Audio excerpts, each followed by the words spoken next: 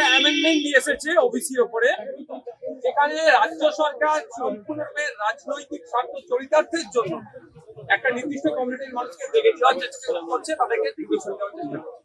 এই বিলের বিরোধিতা করেছি। সংসদীয় রীতি অনুযায়ী ভোটাভুটি একটা অপশন থাকে। আমি ওখানে ডিভিশন চেয়েছি ভোটাভুটি, সেই ভোটাভুটিতে আমরা দেখলাম অদ্ভুত ভাবে তৃণমূলের একটা অংশ ভোটাভুটিতে অংশগ্রহণ না করে তারা ওয়াক আউট করলেন। আমরা এই বিলের বিরুদ্ধে ভোট দিয়েছি। এই বিলকে প্রত্যাহার করা, এই অ্যামেন্ডমেন্টকে প্রত্যাহারের কথা বলছি। আপনি কি চাইছেন? তো আমাদের অবস্থান clear. West Bengal commission for backward class যে আইন 1993 আছে, সেই আইনকে মান্যতা দিয়ে সার্ভে করে সায়েন্টিফিক ওয়েতে জাত ধর্ম বর্ণ ঊর্ধ্বে গিয়ে, সে হিন্দু ওবিসি হতে পারে, মুসলিম ওবিসি হতে পারে, খ্রিস্টান ওবিসি হতে পারে, যে কেউ হতে পারে, তাদেরকে ইনক্লুড করা হোক।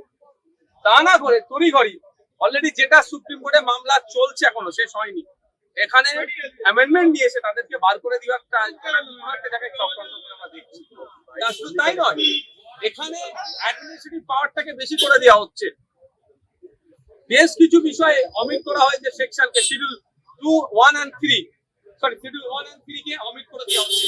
এই 1 and 3 কে অমিট করে দিলে এই শিডিউলের মধ্যে কারা আছে, কারা জাতিগোষ্ঠী আছে, সেইগুলোকে তার চিহ্নিত করা হতো এই শিডিউলের আন্ডারে ছিল। সেগুলোকে করে দেওয়া মানে এটাই যে আগামী দিনে আইনি চ্যালেঞ্জ করতে গেলে সেই জায়গাটাও দুর্বল করা হচ্ছে। এই সমগ্র বিষয়টা নিয়ে দীর্ঘ আলোচনার বিষয়, আমরা অপোজ করেছি। শুধু তাই নয়, আমি আমাদের অল ইন্ডিয়া সেকুলার ফ্রন্ট পার্টির পক্ষ থেকে আমরা ডিভিশন চেয়েছি। সেই ডিভিশনে মোট 17টা ভোট মানে এই বিলের বিপক্ষে পড়েছে। তার মধ্যে মমতাপন্থী যে তৃণমূল এখন আছে তাদের কিছু ভোট পড়েছে, আমার সাথে ভোট দিয়েছে। আমার পাশে ছিলেন দমকলের বিধায়ক মোস্তাফিজুর রানা সিপিআইএম এর, কংগ্রেসের 2 জন বিধায়ক, তিনি আমাদের এই বিলের বিপক্ষে ভোট দিয়েছেন, জুলফিকার দা আর মোতাব শেখ সাহেব।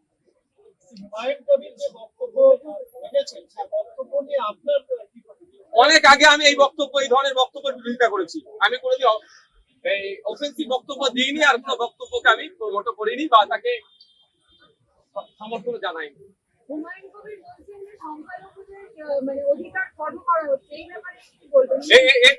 এটা দ্বিমত হওয়ার কোনো জায়গায় নাই। কিন্তু সংখ্যালঘুদের অধিকার খর্ব করা হচ্ছে মানে রাগ হচ্ছে, রাগের জ্বালা মিটাবার জন্য 4টে গরম গরম কথা বললে অধিকার ফিরে আসবে না। সায়েন্টিফিক হতে যেতে হবে, নির্দিষ্ট পরিকল্পনা করে এগোতে হবে। কোন জায়গা থেকে অধিকার কাটছে সেই অধিকারটা না কাটতে পারে, তার জন্য অ্যান্টিডট কি আছে। 4টে গরম কথা বললে অধিকার ফিরে চলে আসবে না। হুমায়ুন কবির বলছেন যে আমি মুসলমানদের সাথে নিয়ে রাস্তায় নেমে সেটা ভেঙে দেবো, এই শব্দটাকে, এই বাক্যটাকে আপনি কি সমর্থন করছেন? সমর্থন করতে পারি না। 1 নম্বর। 2 নম্বর কথা, মুসলমানদের কেন ঢুকাচ্ছেন? ওনার দলটা কি শুধু মুসলমানদের জন্য তৈরি আছে? আমার যতটুকু জানা মতে ভারতবর্ষে এমন কোন রাজনৈতিক দলকে election commission of India registration দেয় না কোন একটা নির্দিষ্ট ধর্ম বর্ণ জাতের জন্য, ধর্মের জন্য তৈরি হয়।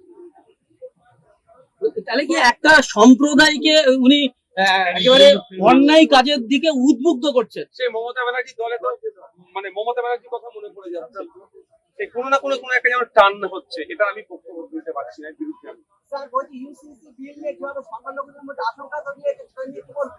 আজকে আলোচনা ছিল, আজকে ওনারা আলোচনা রাখেনি, পরবর্তীতে আলোচনা হবে। যখন আলোচনা হবে বিধানসভার মধ্যে আলোচনা করবো, আর পরবর্তীতে আপনাদেরকেও জানাবো। আমরা নিশ্চিতভাবে আমরা এর বিরুদ্ধে ইউসিসি নামিয়ে যে চালানোর চেষ্টাদের বিরুদ্ধে আমি 2টো ডেটা দেবো, 2টো প্রশ্ন তুলে দিচ্ছি।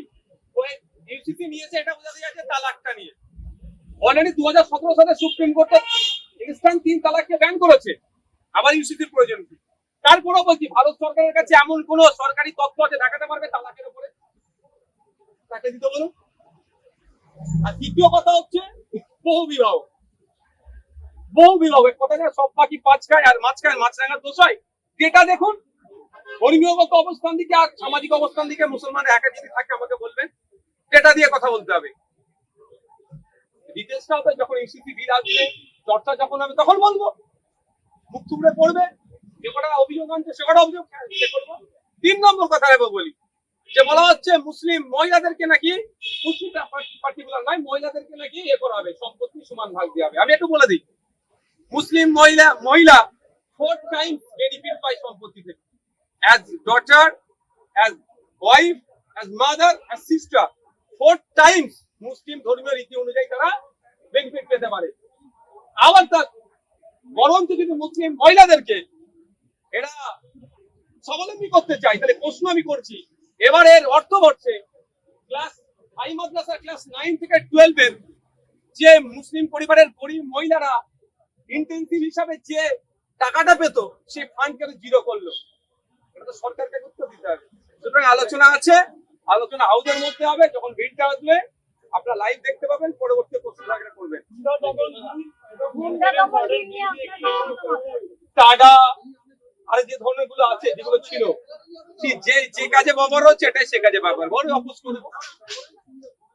আপনি ওবিসিতে ভোট দিলেন, ওবিসি যে অ্যামেন্ডমেন্ট নিয়ে এসেছে, অ্যামেন্ডমেন্টের বিরুদ্ধে আমি ভোট দিচ্ছি। ডিভিশনটা আমারই চাওয়া, আমি আমার পার্টির প্রতিনিধি হিসাবে এখানে আছি, অল ইন্ডিয়া সেকুলার ফ্রন্টের পক্ষ থেকে আমি আছি এখানে।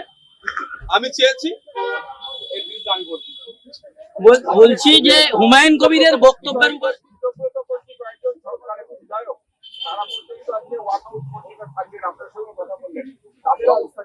তারা অবস্থান আপনারা তাদেরকে জানলে জিজ্ঞাসা করবেন। এটা তো ওয়াকআউট করেনি, তবে অনেকে অ্যাবসেন্ট ছিলেন, ভোট দান থেকে বিরত ছিলেন, এটাও পাবলিক ডোমেইনে ডিসক্লোজ করা দরকার। বলছি হুমায়ুন কবিরের বক্তব্যের উপরে মুখ্যমন্ত্রী বললেন বিধানসভার মধ্যে এটাই হচ্ছে শেষ বক্তব্য, তার মানে এবারের বক্তব্যটাকে কি সমর্থন করলেন মুখ্যমন্ত্রী? এটা ওইরকম ভাবে তিনি বলেন, যতটুকু আমি শুনেছি বলছি, প্রতিবাদ জানিয়েছেন। প্রতিবাদকে আমি স্বাগত তখনই জানাবো যখন এটা সবার ক্ষেত্রে প্রযোজ্য হবে। নামটা হুমায়ুন কবিরের জন্য অফেন্সিভ বক্তব্যকে আমি কোনোদিন সমর্থন করি না। হুমায়ুন কবির বলে তার জন্য এটা বিবৃতি, আর এখানে যদি হরে কৃষ্ণ বলে তার জন্য চুপ থাকলে, তাহলে মুখ্যমন্ত্রীর বক্তব্যকে সমর্থন করবো না। হরে কৃষ্ণর জন্য যেমন তিনি কঠোর ব্যবস্থা নেবেন, হুমায়ুনের জন্য যদি কঠোর ব্যবস্থা নেই, তাহলে আমি বক্তব্যকে সমর্থন জানাবো।